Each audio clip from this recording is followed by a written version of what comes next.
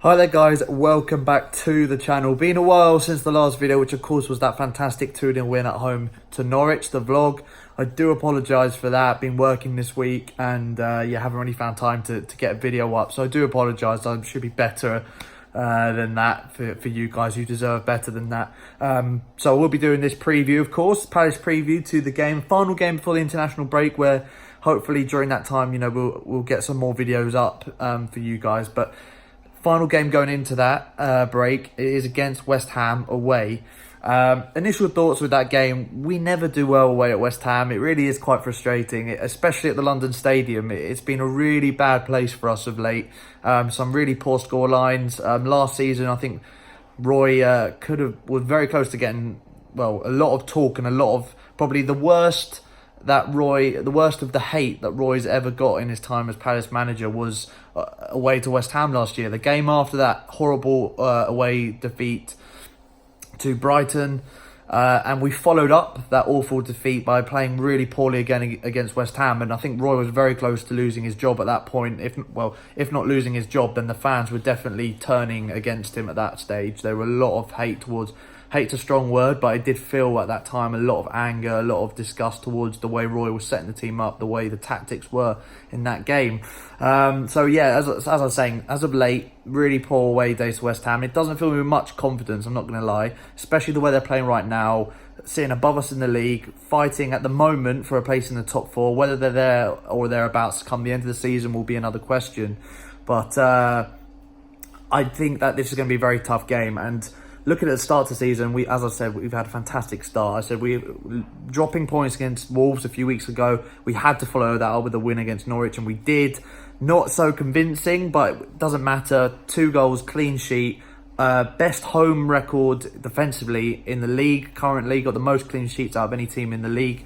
Fantastic stuff. It really is a great start to the season. And this game going into international break, we have again, it's similar to the Spurs away. We know how that turned out, but going into that game, we had no pressure. And it's exactly the same sort of scenario right now. No pressure going into this game against West Ham. And hopefully that means that we can bring out a much better performance than we've seen, as I said, away to the London Stadium in previous seasons. So going into the predicted lineup, again, did very well against Norwich, almost nailed that lineup. But Saka was the only one I missed out because obviously he was injured. For this game, I'm going to go with the same team yet again, bar one player. So Guaita in goal, Ward, James Tompkins, Kelly and Van Aanholt. Obviously, if Saka is fully fit, I do think he'll come in for Kelly. So that Kelly spot there could be Saka come the end of the window. Or end of the window, we're talking about end of the week, obviously, if he's fit. Then going into the midfield, 4-3-3, of course. Luca, Chiarte, MacArthur. That midfield three has been fantastic when they played together. I would like to see MacArthur get a bit of a longer run out. He's obviously been subbed off quite early into games, in my opinion anyway. I think the midfield three should be untouched for as long as possible. And then you look at the front three, of course, and the one player that I was going to change out is Jeffrey Schlupp for Andros Townsend. The other two, of course, being Ayew and Wilf in that front three. The reason I brought out Schlupp, not necessarily because he played poorly at all, but I just think off the back of that fantastic performance off the bench from Townsend, he deserves this. We've been waiting for this moment from Townsend this season so far. He's had a poor start to this season. We've been waiting for him to really make a name for himself, make a statement to say, yes, I want to start. Obviously, last season he was a dead certain starter, really, alongside Zaha up in the front three. But since the start of the season anyway, it's definitely been not that he would have wanted more, I think, out of the start of the season. And his starting spot in the team was put into doubt, and that's hence the reason he got dropped. He wasn't playing well enough in Roy's opinion. He wanted to give Schlupp a go, but I think that performance off the bench has given him the platform now, hopefully, to kick on this season, and I think he deserves to start. So that's my thoughts on the Palace team. Obviously, comment your thoughts on the team down below and your thoughts on a predicted lineup, all that sort of stuff. As I say, with the way the game's going to go, I think we just got to grind it out here. This is going to be a really tough game. The likes of Declan Rice, Mark Noble in the defensive midfield area, very experienced, a lot of experience in Mark Noble, and obviously a potential world-class talent in Declan Rice alongside him. He's well on the way to being a top defensive midfield player.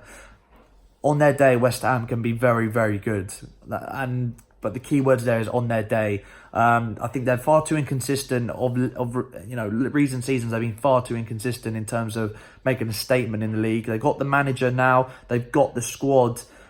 Squad depth is debatable, but they have the starting 11 at least to really push for a top 6 spot.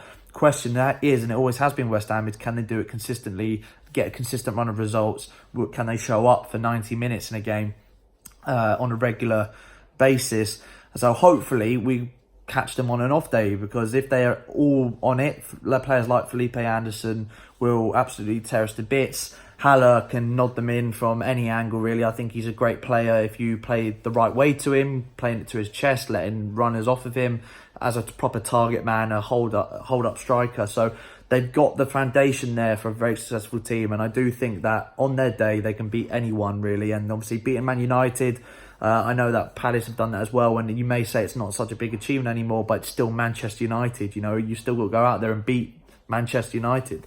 So they've got big games that they've won. They've also lost in games that they probably should have won as well. So for me, it is again similar to Norwich. It's going to be down to that midfield battle. Who's going to come out on top there? For me, with our midfield 3 at the moment, if they can play the way they did, definitely in that first half against Norwich until we scored the goal, really. After we scored the goal, we were very poor, I thought, in the first half against Norwich.